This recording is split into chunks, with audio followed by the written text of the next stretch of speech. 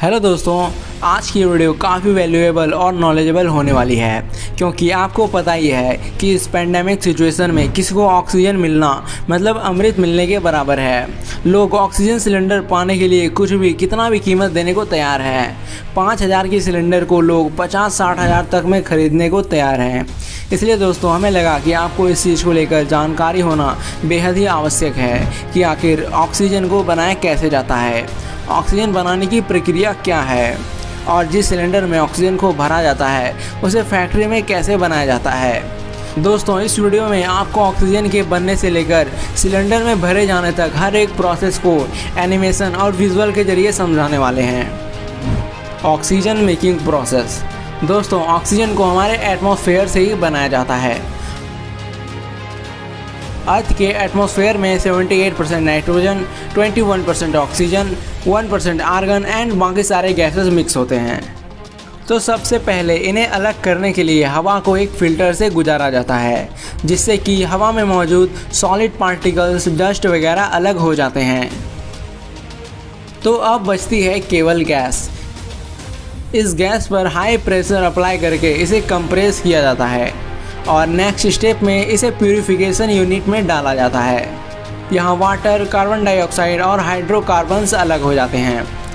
तो अब जो मिक्स गैसेस बचती है उसे लिक्विड फॉर्म में कन्वर्ट करने के लिए उसे -173 डिग्री सेल्सियस वाले कोल्ड बॉक्स में डाला जाता है जहाँ वो लिक्विड में बदल जाता है। तो अब फाइनल स्टेप होता है सेपरेशन का, जिसके लिए इस लिक्विड फॉर्म को इस टैंक में डाला जाता है। आपको पता होगा कि सभी गैसेस की डेंसिटी डिफरेंट होती है जिससे कि ये टैंक के अंदर बने अलग अलग चैम्बर में जमा हो जाती है। ऑक्सीजन की डेंसिटी ज़्यादा होने के कारण ये नीचे वाले चैम्बर में जमा हो जाती है और इसके ऊपर आर्गन और सबसे टॉप पर नाइट्रोजन जमा हो जाती है। इसी प्रकार सभी गैसेस को अलग कर लिया जाता है जो कि लिक्विड फॉर्म में होती है। तो फाइनली हमें डिस्टिल्ड ऑक्सीजन प्राप्त हो चुका है। तो अब बारी आती है इसे सिलेंडर में भरने की। तो चलिए ये भी जान लेते हैं कि ऑक्सीजन सिलेंडर किस तरह से बनाई जाती है। Cylinder making process. दोस्तों इसे बनाने के लिए सबसे पहले फैक्ट्रियों में लोहे के पाइप को मंगा लिया जाता है और फिर इन पाइप्स को कटर के जरिए सिलेंडर की लंबाई में काट लिया जाता है।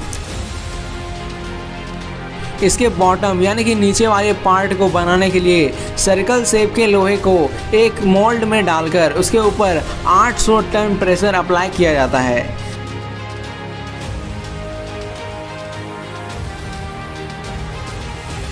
जिससे वो सिलेंडर के बॉटम का शेप ले लेता है।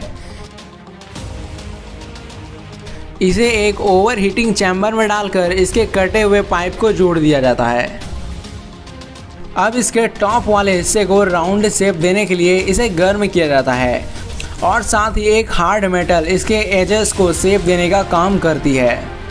अब सिलेंडर की स्ट्रेंथ को बढ़ाने के लिए इसे 900 डिग्री सेल्सियस पर गर्म करके 6 मिनट के लिए इसे केमिकल में डुबाकर रखा जाता है और फिर 90 मिनट तक 650 डिग्री सेल्सियस टेम्परेचर पर गर्म करके उसे 2 घंटे के लिए केमिकल में छोड़ दिया जाता है।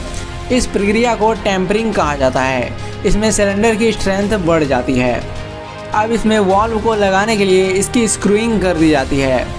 उसके बाद हाई प्रेशर वाटर के जरिए इसके बाहर और अंदर की सफाई कर दी जाती है और फिर इसमें वाल्व को फिट कर दिया जाता है।